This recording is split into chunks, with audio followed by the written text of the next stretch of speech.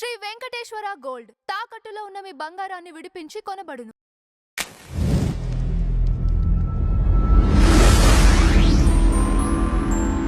Madam నమస్తే. నమస్తే అండి. టీసీఎస్ లాంటి ప్రతిష్టాత్మకమైన కంపెనీల్లో కూడా లవ్ జిహాదులు జరుగుతున్నాయి. ఇది ఎంతవరకు వాస్తవం మేడం? వాస్తవమే అది. నిన్న 7 అరెస్ట్ చేశారు కదండి. అవును. నా ప్రశ్న ఏంటంటే, ఇప్పుడు ఒకడు నన్ను ఫోటోలు తీశాడు అనుకుందాం, నన్ను బెదిరిస్తున్నాడు. నేను ఇంట్లో అయినా చెప్పుకునే ధైర్యం ఉండాలి, పోలీస్ స్టేషన్కి వెళ్ళే ధైర్యం అయినా ఉండాలి. ఎందుకంటే మీ హైయర్ అప్స్కి చెప్పినప్పుడు వాళ్ళు రెస్పాండ్ కాకపోతే మీ దగ్గర ఈమెయిల్స్ ఉంటాయిగా, మీరు చైర్మన్కో లేకపోతే చైర్మన్ దగ్గర ఉండే వాళ్ళకో పంపలేరా? నాకు తెలియదు ఈ సిస్టమ్ ఎట్లా ఉంటుందో. సో ఇక్కడ తప్పు మనలో కూడా ఉంది. నేను బాధితురాలిని అయినప్పుడు నా బాధని నేను బయట చెప్పేయాలి. ఇన్ని సంవత్సరాలు 4 సంవత్సరాలుగా ఇంతమంది అమ్మాయిలు, ఎంత వేదనండి, 22, 26 ఏళ్ల మధ్య పిల్లలు. వీళ్ళ ఇప్పుడు ఈ హెచ్ఆర్ ఎవడైతే ఉన్నాడో వెధవ, మీరు వెధవ అన్నాను ఏమనుకోకండి, ఒక్కొక్కడు దరిద్రులు వీళ్ళందరూ. అందరూ ముస్లిమ్స్. ఏంటి వాళ్ళు రోజా చెయ్యాలి తెలుసా మీకు, హిందూ అమ్మాయిలు. తర్వాత వాళ్ళు అల్లాని ప్రార్థించాలి, నమాజ్ చేయాలి, బీఫ్ తినాలట. ఇది బీబీసీ నిన్న ఒక ఆర్టికల్ ఇచ్చింది, అందులో ఇవన్నీ మెన్షన్ చేయలేదు. బీబీసీనే మాట్లాడేది. దే హ్యావ్ టు రైట్ కదా. మీరు ఒక సబ్జెక్ట్ని అలా అలా టచ్ చేసి వదలకూడదు. హిందువులకు సంబంధించింది, ముస్లిమ్స్కి సంబంధించింది వేరియేషన్ వచ్చినప్పుడు మీరు ఒక సైడు మంచిగా రాయకండి. వాళ్ళని లైంగికంగా వేధించి ఫోటోలు తీసి వీడియోలు తీసి బయట పెడతామని. అందులో అది అసలు ఎందుకు బయటకు వచ్చిందంటే, ఒక అమ్మాయి ఒకటి పెళ్లి చేసుకుని మోసం చేశాడు అందులో. ఓకే. సో అప్పుడు తను బర్స్ట్ అయింది. అయ్యాక కంపెనీ ఏం చేసిందంటే, వీళ్ళు ఉంటారు కదా సైబర్ వాళ్ళు, ఇది నాసిక్లో జరిగిందండి. అక్కడ సైబర్కి సంబంధించిన పోలీసులు అనుకుంటా, వాళ్ళు ఉద్యోగస్తుల్లాగా అందులో చేరి రెడ్ హ్యాండెడ్గా ఒక వ్యక్తి లైంగికంగా వేధిస్తుంటే పట్టుకుని మొత్తం అందరినీ పట్టుకోవడం జరిగింది. అయితే ఇక్కడ ఇంకొక, అంటే ఇది బాధపడాలో ఆశ్చర్యపోవాలో తెలియదు, సీనియర్ హెచ్ఆర్ ఎవరైతే ఉంటారో ఆవిడ కూడా ఏదో సమ్ నైనా ఖానా ఏదో ఖాన్ అండి ఆవిడ. ఓకే. ఆవిడ అసలు వీళ్ళు కంప్లైంట్ చేసినా పట్టించుకోలేదు. 4 ఏళ్లుగా వాళ్ళు నరకం అనుభవించారంటే చూడండి. అంటే ఈ పిల్లలలో ధైర్యం ఎందుకు లేదు, నా క్వశ్చన్ అది. ఇప్పుడు మనకు ఒక యాక్సిడెంట్ జరుగుతుందండి, అది యాక్సిడెంట్గా భావించాలి మనం. పెట్టుకుంటావా పెట్టుకో, ఏం చేస్తావని మన ధైర్యంగా నిలబడాలి. అవునా? ఇవాళ ఒక అమ్మాయి బయటకు వచ్చాక ఇంతమంది వచ్చారు కదా, ఇది జరిగిన రోజే బయటకు వస్తే ఇంతమంది నష్టపోరుగా. నాకు జరిగిన రోజే నేను బయటకు వస్తే ఇంకో 25 మంది నష్టపోరు కదా. మనం ఆలోచించాల్సింది అది. సో తల్లిదండ్రులు చేయాల్సిన పని ఏంటంటే, ఫస్ట్ మీరు ఆత్మస్థైర్యం, ధైర్యం ఇవ్వండి. నీకు ఏం జరిగినా నువ్వు మాతో చెప్పుకో, మేము నీకున్నాము అని చెప్పాలి. ఇప్పుడు మీరు చెప్పకపోవటం వల్ల ఏమవుతుందంటే వాళ్ళు భయపడుతున్నారు. ఓకే.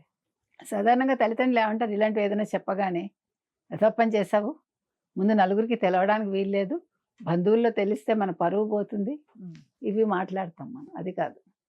ఎవడేమనుకుంటే మనకెందుకు, సరే జరిగింది ఒక తప్పు, ముందు వాడిని పట్టిద్దాం అనాలి. మీకు అర్థమైందా?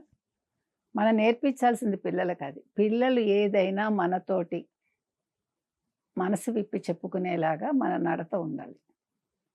ప్రతిదానికి నీకేం తెలియదు, నువ్వు వేస్ట్ దానివి, నువ్వు బయటికి వెళ్ళావు చెడిపోయావు, ఇలా పనికిమాలిన మాటలు మాట్లాడద్దు. ఇవాళ క్యారెక్టర్ అనేది మగాడికి ఎంతో ఆడదానికి అంతే. ఆ రోజులన్నీ కాదు ఇప్పుడు. ఇప్పుడు వాళ్ళు తప్పు చేయకుండా, అంటే బాధించబడకుండా చూడాలి మనం, అంతే. అవునా? మెయిన్ ఫస్ట్ అది. కాబట్టి నిన్న అది జరిగాక ఇప్పుడు వాళ్ళని అరెస్ట్ చేశారు. ఇప్పుడు నేను అనేది ఏంటంటే, ఇవాళ టీసీఎస్ దీని మీద వాళ్ళని సస్పెండ్ చేశాము, మాకు తెలియలేదు అంటుంది. ఇది టీసీఎస్ బాధ్యత కూడా కదా. నేనేం చెప్తున్నానంటే, మీరు హెచ్ఆర్ల కింద ఖచ్చితంగా ముస్లిమ్స్ని పెట్టద్దు. పెట్టాల్సి వస్తే వాళ్ళ మీద నిఘా పెట్టండి. ఇది ఒక టీసీఎస్ఏ కాదు, మొత్తం భారతదేశంలో ఉండే అన్ని కంపెనీలకి మనం చెప్తున్నాం. అన్ని ఐటీ ఉద్యోగస్తులకి, ఉద్యోగాలకు సంబంధించిన హెడ్స్కి చెప్తున్నాం. మీరు ప్రతి చోట ఇప్పుడు ప్రతి కంపెనీ వాడు అందులో ఎంప్లాయీస్ హ్యాపీగా ఉన్నారా లేదా, ఈ ఇక్కడ ఒక మగాడే చెడ్డవాడని నేను అంటల్లా. ఆడవాళ్ళు కూడా వేరే వాళ్ళు బాగా వర్క్ చేస్తుంటే తొక్కేయడానికి చూస్తారు. అలాంటి వాళ్ళని కూడా గమనించండి. నిఘా టీములు పెట్టండి. ప్రభుత్వాలు పట్టించుకోండి. ఇప్పుడు ఇవాళ మీకు ఇంకొకటి కేసు బయటకు వచ్చింది. మహారాష్ట్రలో ఒక ఊళ్ళో ఒక పిల్లాడు 180 మంది అమ్మాయిలు, వాడి వయసు అంతా ఇంత చేసి 19 ఏళ్ళు కూడా ఉన్నాయో లేదు. వాడు ముస్లిం, వాడు 180 మంది వీడియోలు ఉన్నాయి వాడి. ఎంతో మంది వాడిని నరికేయాలిగా రోడ్డు మీద. ఇప్పుడు సజ్జనార్ ఎన్కౌంటర్ చేస్తారంటారు కదా, సజ్జనార్ లాంటి వాళ్ళని వేసి ఎన్కౌంటర్ చేయండి నడి రోడ్డు మీద, ఏం బాధ లేదు. ఏంటండి అది, ఏంటి అసలు? ఇందుకే చెప్తున్నా, తల్లిదండ్రులు మీరు కూడా మేల్కోండి ప్లీజ్. పిల్లలకి స్వేచ్ఛ ఎంత ఇచ్చారో ధైర్యం అంత ఇవ్వండి. వాళ్ళు చెప్పుకునే ధైర్యాన్ని కూడా ఇవ్వండి. స్వేచ్ఛను, ఉద్యోగానికి వెళ్ళడం, చదువుకోవటం ఒకటే స్వేచ్ఛ కాదు. వాళ్ళకి తప్పు జరిగితే, లేదు వాళ్ళకి ఒక అన్యాయం జరిగితే నోరు విప్పి చెప్పగలిగే ఒక స్థితిని వాళ్ళకి కల్పించండి. అది మనం అడుగుతున్నాం. ఇవాళ లవ్ జిహాద్ ఎక్కడుంది, మరొకటి ఎక్కడుంది కాదు. ఇవాళ మోనాలిసా ఏమైంది, ఎవడైనా నోరు విప్పాడా? కేరళ గవర్నమెంట్ మాట్లాడిందా? ఫర్మాన్ ఖాన్ అనేవాడు ఒక వీడియో సింగిల్గా విడుదల చేసి మోనాలిసా మాయమైపోయిందంటే, మరి ఇది కదా అసలైన కేరళ స్టోరీ అన్నారు కదా, మరి ఇవాళ పినరయి విజయన్ ఎందుకు స్పందించడం లేదు? ఆ రోజు దగ్గరుండి పెళ్లి చేసిన రాజకీయ నాయకులు ఏమయ్యారు? మనం ప్రశ్నిస్తున్నది అది. ఇప్పుడు కేరళ స్టోరీ అంటే పెళ్లి చేసేయటం కాదు, పెళ్ళయ్యాక వాళ్ళు సవ్యంగా ఉన్నారా లేదా అనేది. అలాగే ఈ కేసుల్లో కూడా అంతే. ఏదైనా కూడా ప్రశ్నించండి. మీకు అన్యాయం జరిగితే బయటికి రండి, తప్పులేదు.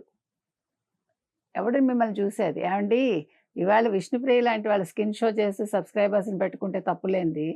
మీకు అన్యాయం జరిగితే బయటకు వచ్చి చెప్పుకోవడానికి తప్పే ఉందండి. మనం సిగ్గుపడక్కల్లా. ఎవడు కావాలని వెళ్ళాడు కదా ఎవరి దగ్గరికి. ఏదో ఆశ, వాడేదో ప్రమోషన్ ఇస్తానన్నాడు, ప్రమోషన్లు అయితే చచ్చిపోతామా? ఏమవుతుంది? ఇంతే జీతంతో పనిచేస్తారు. మీ పైవాడు ఎప్పుడో వస్తాడు కదా, వచ్చినప్పుడు చెప్పండి ఇవన్నీ రికార్డ్ చేసి. ఇంత టెక్నాలజీ తెలుసు మీకు, రికార్డ్ చేసే టెక్నాలజీ తెలియదు. వాడు మీ వీడియోలు చేసినప్పుడు వాడి వీడియోలు మీరు చేయలేరా? అది మనం అడుగుతున్నాం. Right madam, thank you. Thank you.